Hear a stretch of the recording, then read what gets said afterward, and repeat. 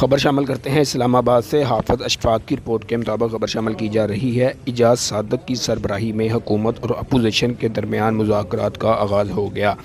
حکومت اور اپوزیشن کے درمیان مذاکرات پارلیمنٹ ہاؤس اسلام آباد میں ہو رہے ہیں، جس کی سربراہی اسپیکر قومی اسمبلی اعجاز صادق کر رہے ہیں۔ حکومت کی طرف سے کمیٹی خود وزیر اعظم نے تشکیل دی، جس میں اسحاق ڈار، رانا ثناء اللہ، عرفان صدیقی، راجہ پرویز اشرف، نوید قمر، خالد مقبول، علیم خان، سالک حسین اور خالد مگسی شامل ہیں۔ پی ٹی آئی کی طرف سے پہلے ہی کمیٹی تشکیل دی جا چکی ہے، جس میں حامد رضا، اسد کیسر، علامہ ناصر عباس شامل ہیں۔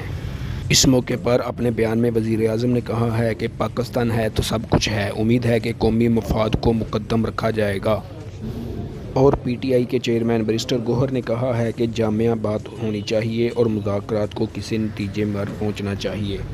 آج کی ملاقات میں حکومت کی سنجیدگی کا اندازہ ہو جائے گا۔ کیمرہ مین علی بٹ کے ساتھ حافظ اشفاق، نیوز 4۔